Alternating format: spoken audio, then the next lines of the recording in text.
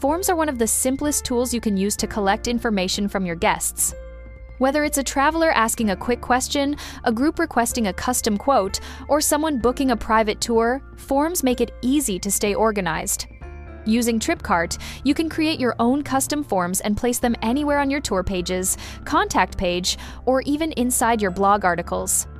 Each form can be tailored to fit your needs, from basic contact fields like name and email to more detailed options like traveler count, trip preferences, or add-on services.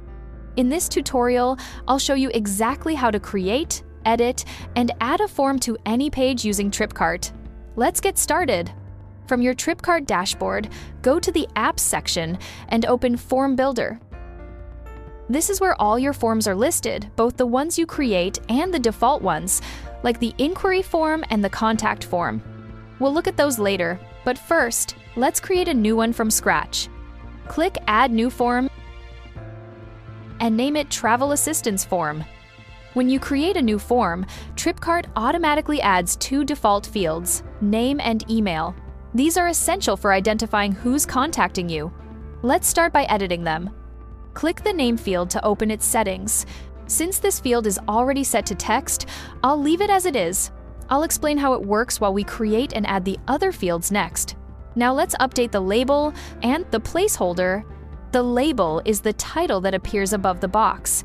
It tells the traveler exactly what information you want from them. The label is always mandatory because it helps the traveler understand the purpose of the field. Change this to traveler name so it's clear whose name you're asking for. The placeholder is the faint text inside the box. This is optional. It acts like a small hint or example that guides travelers on what to type. Set this to enter your full name so guests know to write their complete name, not just initials or a nickname. If you want, you can also add a short description for this field. I'll leave it empty for now since this field doesn't really need one. Below that, you'll see the required toggle. When this is turned on, travelers must fill in this field before they can submit the form. Since the traveler's name is something you always need, turn the required toggle on to make sure the field cannot be skipped. Then click Save. As you can see, the label now shows traveler name above the box, and the placeholder inside the box says Enter your full name, just the way we added it. Do the same for the email field. We'll select the field type as email so the form can recognize it as an actual email address. This helps prevent mistakes and ensures guests enter a valid email you can reply to. You will also see an example email in the placeholder area. This shows travelers the correct format of a valid email address, so they know exactly how to type theirs. Label it email address, add a simple placeholder like enter your email, and keep it required. After saving these edits, you'll see both fields neatly displayed in your form. Now that the basic information fields are ready, let's make the form more complete and useful. I'll also explain each field type in more detail as we add them. Click Add More Fields to open the Field Setup window. You'll see different types of fields such as text, email, text area, number, phone, radio, checkbox, and select. Each one helps you collect a different type of information. In most of these fields, you'll see a placeholder box where you can add a hint for the traveler. But for fields like radio, checkbox, and select, instead of a placeholder, you'll see multiple option boxes. This is where you enter the choices travelers can pick from. First, add a phone field labeled phone number and set the placeholder to enter your contact number. Next, add a number field labeled Number of Travelers. This helps you know how many people are joining. Use a placeholder like Enter Total Travelers and turn the required toggle on. Now add a radio field labeled Tour Type. In the options box, list choices such as Adventure, Cultural, and Luxury. Here, I'm going to add a short description so the traveler knows exactly what to do and doesn't get confused.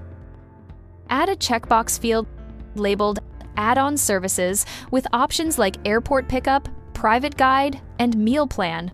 Guests can select more than one. Add a short description so the traveler knows exactly what to do and doesn't get confused. And I'll keep Required turned off for this field since it isn't necessary. Finally, if you want travelers to share more details, you can add a text area field. This gives them a larger box where they can type longer messages, special requests, or anything they want to explain in their own words. Once you've added and reviewed all your fields, click Save at the top. You can rearrange fields by simply dragging and dropping. Keep important ones like name and email at the top. If you don't need a field, delete it with one click to keep your form simple and clean. Next, go to the Settings tab. This is where you decide what happens after a guest hits Submit and how both you and your guest get notified. Start with General Settings. In the button label box, type what you want to appear on the Submit button. Now, click on Email Notifications. This section is divided into two parts, one for you and one for your guests. In the Admin Notification section, add the inbox where new inquiries should be delivered. You can include multiple addresses here if your team handles messages together. Then, write a short subject line that helps your team instantly recognize new submissions. Next, in the Customer Notification section, start with the From name, either your own name or your business name, so the email looks professional and recognizable. Choose the From email that will send the message, and, if needed, add a reply to address where replies should go. Add a clear subject line. In the email content area, write a short thank you message, letting guests know you've received their inquiry and will respond soon. You can personalize this by inserting their first name or their submitted message using personalization tags. You can also use bullet tags or text formatting to make your message look more organized. Finally, open the Confirmation tab. Before you write the message here, it's important to understand the difference between what you just set up in the email section and what you're setting up now. The email notification content is the message that gets sent directly to the traveler's inbox after they submit the form. The confirmation message, on the other hand, appears instantly on your website the moment they click the Submit button. It's a simple on-screen message that confirms their form was sent successfully. Now, let's update the submission message. Write a short success message that thanks the guest and lets them know you'll follow up soon. Once everything looks good, click Save. Now that your travel assistance form is ready, you can add it anywhere on your website. For this example, let's add it to a blog article. Go back to your dashboard and open Posts. Choose the article where you want to display the form and click Edit. Click the plus icon where you want it to appear, search for Custom Form, and choose the Travel Assistance form. Then click Update. Preview. When you open the article on your live site, you'll see the form inside your content. This lets readers contact you instantly while reading, helping you capture leads directly from your articles. And when you click the Submit button, you'll see the success message that we added earlier in the form settings. After submitting the form, you can also view the entry inside your dashboard. To check this, go to Leads from the left menu. Here, you'll see all the form submissions listed. If you want to remove a test entry or an old lead, you can delete it with one click. To see the full details of any submission, click the preview icon. This is where you can read the traveler's message, their email, the page they contacted you from, and the date they submitted the form. The Leads section keeps all your inquiries organized in one place, making it easy for you to review and manage them whenever you need. Now that you've built a custom form, let's talk about the forms that come with your website by default. When you first open the form builder, you'll notice two ready-made forms, the inquiry form and the contact form. The contact form is usually placed on your contact page and helps guests reach out for general questions that aren't tied to a specific tour. You can edit or customize it just like any other form. The inquiry form works a little differently because it connects directly to your tour pages through your tour settings. To see this, go to Tour Settings, open Miscellaneous, and then click Form Settings. Here, you'll see all the options that control where and how your forms appear on your tour pages. At the top, you'll see the Booking button label. This appears on the left side of your tour page, where the price and highlights are shown. You can change it, but I'll keep it as it is. Under Tour Inquiry Lead Form, you'll see a section called Inquiry Button.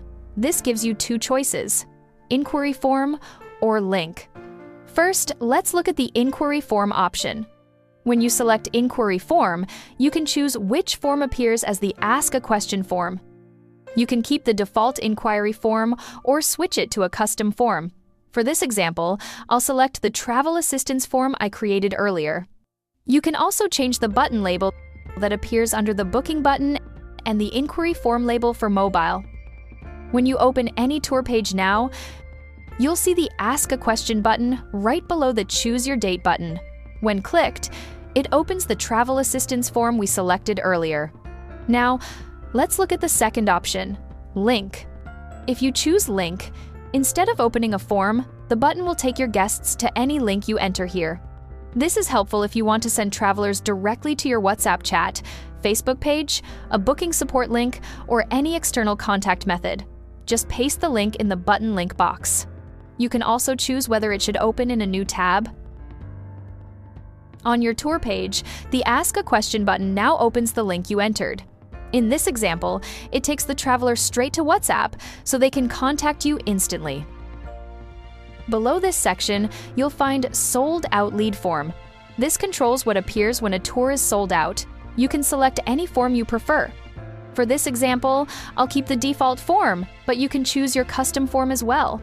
Update the label to something like Sold Out or Join Waitlist, then click Save. When you open a sold-out tour, you'll see the selected form appear in place of the booking button. This lets travelers send you a message even when the date is unavailable. And just like the inquiry form and the sold-out form we set up earlier, every submission travelers send through these forms will also appear in your leads section inside the dashboard. And that's it.